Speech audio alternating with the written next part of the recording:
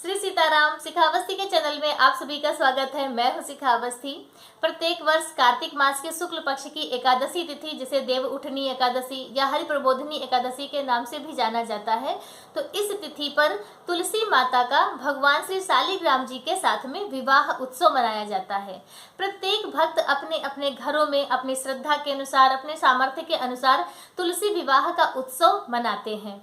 धार्मिक मान्यता है कि जब भगवान विष्णु 4 महीने के चातुर्य मास के बाद जागते हैं, तो सबसे पहले वह अपनी हरि वल्लभा तुलसी का ध्यान करते हैं, उनकी पुकार को सुनते हैं। और तुलसी विवाह कराने का एक धार्मिक कारण यह भी है कि कार्तिक महात्म्य में ऐसी कथा आती है और स्कंद पुराण में भी इसका वर्णन है कि भगवान भोलेनाथ का अंश जलंधर होता है राक्षस, जिसका विवाह वृंदा नाम की एक विष्णु भक्त पतिव्रता स्त्री से होता है। वृंदा इतनी ज़्यादा पतिव्रता होती है और इतनी ज़्यादा उसके अंदर नारी की शक्ति होती है कि जलंधर राक्षस होते हुए भी उसे कोई भी देवता मार नहीं पाता है उसके पतिव्रत के कारण। तो जब भगवान विष्णु ने वृंदा के पतिव्रत को भंग किया, तब जाके जलंधर को देवता जो है वह मार पाए थे। तो जब वृंदा को इस बात का पता चला कि उनके साथ में छल किया गया है, भगवान नारायण ने उनके साथ में छल किया है, तो उन्होंने अपने आप को भस्म कर दिया।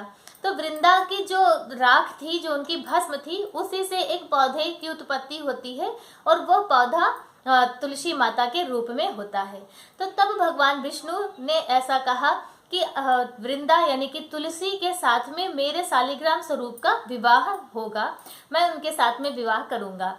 तो तभी से यह परंपरा चली आ रही है और वह तिथि एकादशी की तिथि थी, तो इसीलिए एकादशी और कहीं कहीं पर द्वादशी तिथि को भी तुलसी विवाह का जो उत्सव है वह मनाया जाता है। तो यह हुई तुलसी विवाह की एक संक्षेप में कथा। अब हम यह जानेंगे कि तुलसी विवाह वर्ष 2024 में कब किया जाएगा और उसका शुभ मुहूर्त क्या है। तो एकादशी तिथि 12 नवंबर दिन मंगलवार की है।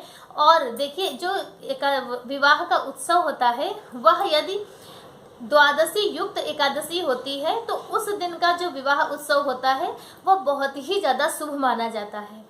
तो इसलिए जो तुलसी विवाह का उत्सव है वह 12 नवंबर दिन मंगलवार को ही मनाना बहुत ही ज़्यादा शुभ है और सभी को इस दिन तुलसी माता का विवाह उत्सव जरूर मनाना चाहिए।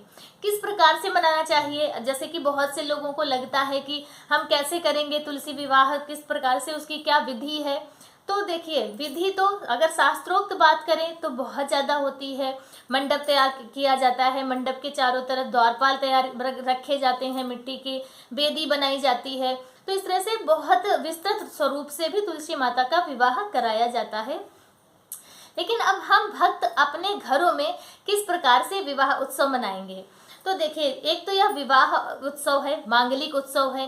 तो यदि हो सके तो यह आपके घर के आसपास कहीं मंदिर है, तो 3-4 लोग 5 लोग मिलकर भी इस उत्सव को मना सकते हैं।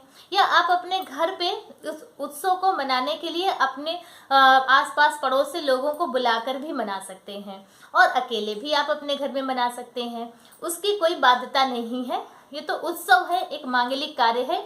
जितने ज़्यादा से ज़्यादा लोग मिलकर करते हैं तो वो ज़्यादा और भी अच्छा लगता है। किस प्रकार से करना है? तो सबसे पहले कुछ बातों को आपका ध्यान रखना है कि तुलसी विवाह करने के लिए आपको तुलसी का नया पौधा होना चाहिए। जैसे पुराना कई वर्षों से हम उसी वृक्ष में, उसी तुलसी माता में पूजा कर रहे हैं, तो तुलसी विवाह के लिए नए पौधे का लेना चाहिए, चयन करना चाहिए। तो यह तो हो गया तुलसी माता का। और अब हमें क्या क्या तैयारियां करनी है? तो देखिए, हम लोगों के घरों में तो एकादशी तिथि को एक अल्पना बनाई जाती है, एक चौक डाली जाती है और उस चौक में सभी देवी देवता बनाए जाते हैं। भगवान विष्णु के चरण बनाए जाते हैं, उनकी पूजा की जाती है और फिर उन चरण को ढक दिया जाता है धूप इत्यादि से। ऐसी मान्यता है कि धूप इत्यादि ना लगे और भगवान के चरण हैं, कोई देखे नहीं। तो उनमें जो ऋतु वाली चीज़ें होती हैं, सिंघाड़े हैं, गन्ने हैं, बहुत सी चीज़ें मिलाकर उन चरण पे पूजा इत्यादि करके उनको अर्पित करके फिर वह ढक दिए जाते हैं। और पूरा दिन फिर भगवान ऐसे ही वो रहते हैं, वह चौक ऐसे ही रहती है। शाम के समय प्रदोष काल में तुलसी विवाह का जो उत्सव है वह मनाना शुभ होता है। तो प्रदोष काल में ही तुलसी विवाह उत्सव मनाया जाता है। तो तब हम आपको उसी चौक पे, जहाँ हम एकादशी की चौक डालते हैं, उसी चौक पे आपको 2 चौकी रखनी है। एक में आप तुलसी माता को विराजमान कीजिए और एक में भगवान श्री शालिग्राम जी को विराजमान कीजिए।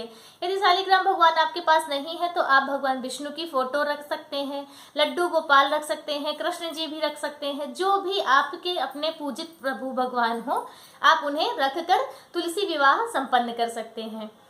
तो इस तरह से भगवान को स्थापित करने के बाद कलश की स्थापना जरूर करनी चाहिए, क्योंकि देखिए मांगलिक कार्य है तो उसमें कलश मुख्य होता है। तो कलश की स्थापना कर लीजिए, दीप प्रज्वलित कर लीजिए, एक दीपक जलाकर रख लीजिए। हो सके तो इस दीपक को आप पूरी रात्रि जलाकर रखें अखंड ज्योति के स्वरूप में। तो दीपक जलाकर फिर आप अपनी पूजा प्रारंभ कीजिए। पूजा जैसे आप नित्य करते हैं उसी प्रकार से भी कर सकते हैं और थोड़ी सी विशेष पूजा भी कर सकते हैं। जैसे श्री शालिग्राम भगवान को आप पंचामृत अभिषेक कर सकते हैं उनका, और सुंदर उन्हें उनका श्रृंगार कीजिए। तुलसी माता का जो श्रृंगार है वह विशेष रूप से आपको करना है। पूर्ण 16 श्रृंगार माता भगवती को अर्पित करने हैं। लाल रंग की चुनरी माता को जरूर अर्पित कीजिए और उन्हें चढ़ाकर उन्हें अच्छे से दुल्हन का स्वरूप दीजिए। इस प्रकार से तुलसी माता का श्रृंगार करते हैं और श्रृंगार करने के बाद वरमाला करा लेते हैं। तो अगर आप यदि पति पत्नी दोनों मिलकर साथ में पूजा कर रहे हैं तो बहुत ही उत्तम होता है। आप श्री शालिग्राम भगवान की तरफ से कर लेते हैं और एक लोग माता तुलसी की तरफ से कर लेते हैं। तो पूर्ण विधिवत पूजा अर्चना करते हैं और फिर उसके बाद अगर हो सके तो छोटी सी जैसे हवन हमने किया आप कर लीजिए, हवन कर लीजिए, अगियारी कर लीजिए और उसके बाद उसी चौक पे चौकी सहित वो शालिग्राम भगवान को उठाते हैं और परिक्रमा करते हैं। 7 परिक्रमा करके फिर तुलसी माता को भगवान श्री नारायण के वाम भाग में विराजमान कर देते हैं। इस प्रकार से आप सूक्ष्म विधि, सरल विधि के द्वारा तुलसी विवाह संपन्न कर सकते हैं। देखिए तुलसी विवाह का उत्सव मनाना बहुत ही शुभ माना जाता है। पद्म पुराण में ऐसा वर्णन है कि जो लोग तुलसी विवाह करते हैं उनके घर में सुख संपदा सदैव बनी रहती है और माता लक्ष्मी की विशेष कृपा प्राप्त होती है। घर में सुख शांति संपन्नता रहती है। यदि किसी भी प्रकार की विवाह संबंधी कोई भी परेशानी है तो वह भी दूर होती है। तो तुलसी विवाह सभी को जरूर करना चाहिए। यदि आप इस तरह से भी विस्तृत रूप से भी नहीं कर सकते हैं तो आप कुछ न कीजिए, 2 चौकी में भगवान विष्णु को विराजमान कर लीजिए और तुलसी माता को विराजमान कर लीजिए, उनकी विधिवत पूजा अर्चना कर लीजिए। जो भी यथाशक्ति आपके पास श्रृंगार का सामान हो वो माता को अर्पित कर दीजिए, उन्हें लाल चुनरी उड़ा दीजिए और गठबंधन कर दीजिए। गठबंधन करके आरती कर दीजिए, भोग लगा दीजिए और परिक्रमा कर लीजिए। परिक्रमा जरूर कीजिएगा। एकादशी के दिन परिक्रमा करने से अनंत गुना पुण्यों की प्राप्ति होती है, बहुत ही शुभ माना जाता है। तो इसलिए एकादशी तिथि पर हो सके तो 108 परिक्रमा कीजिए और यदि नहीं हो पा रहा है तो आप जितनी आपसे हो सके उतनी कीजिए, लेकिन परिक्रमा जरूर कीजिएगा।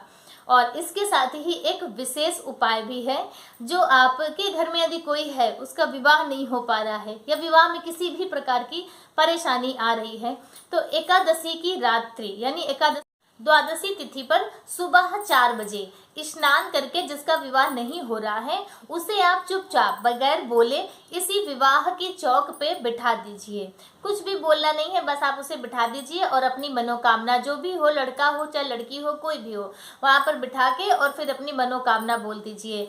बहुत जल्द उसका जो विवाह संबंधी परेशानियां हैं वह दूर होंगी और उसके विवाह के योग बनेंगे। तो यह बहुत ही अचूक उपाय है और जो लोग करना चाहे कर सकते हैं, उससे उन्हें बहुत ही जल्द लाभ प्राप्त होगा। तो क्योंकि यह देखिए विवाह की चौक होती है, भगवान श्री शालिग्राम माता तुलसी के विवाह की चौक होती है, तो इसलिए यह बहुत ही ज़्यादा प्रभावशाली होती है। तो इसलिए आप इस महा उपाय को कर सकते हैं। इसके साथ ही एकादशी तिथि पर सुबह जब हम ब्रह्म मुहूर्त में स्नान करेंगे तो अपने स्नान वाले जल में आप या तो आंवले का चूर्ण डाल लें या खड़ा आंवला डाल लें या आंवला के टुकड़े करके डाल लें। कहते हैं कि माता लक्ष्मी की विशेष कृपा प्राप्त होती है। नारायण भगवान बहुत ज़्यादा उस व्यक्ति से प्रसन्न होते हैं आंवले के स्नान से। तो यह कार्य भी आप एकादशी तिथि पर जरूर कीजिए। और इसके साथ ही अपने वैवाहिक जीवन को सुखमय बनाने के लिए आप लक्ष्मी नारायण भगवान की विधिवत पूजा अर्चना कीजिए और तुलसी माता और श्री शालिग्राम भगवान की जरूर पूजा अर्चना उनकी जरूर कीजिए और पीले रंग की वस्तुओं का अधिक से अधिक प्रयोग कीजिए। तो इससे भी आपका जो वैवाहिक संबंध है वह अच्छा होगा। तो इस प्रकार से आप यह जो देवउठनी एकादशी है यह बहुत ही ज़्यादा पुण्यमयी है, बहुत ही फलकारी तिथि है। तो इसलिए इस तिथि पर कुछ न कुछ कार्य जरूर कीजिए, ऐसे खाली से न जाने दीजिए। और तुलसी विवाह से संबंधित आज का वीडियो मेरा बस इतना ही। आप सभी को तुलसी विवाह की, हरि प्रबोधिनी एकादशी की बहुत बहुत हार्दिक शुभकामनाएं और मिलते हैं दूसरे वीडियो में किसी दूसरी जानकारी के साथ। तब तक के लिए श्री सीताराम।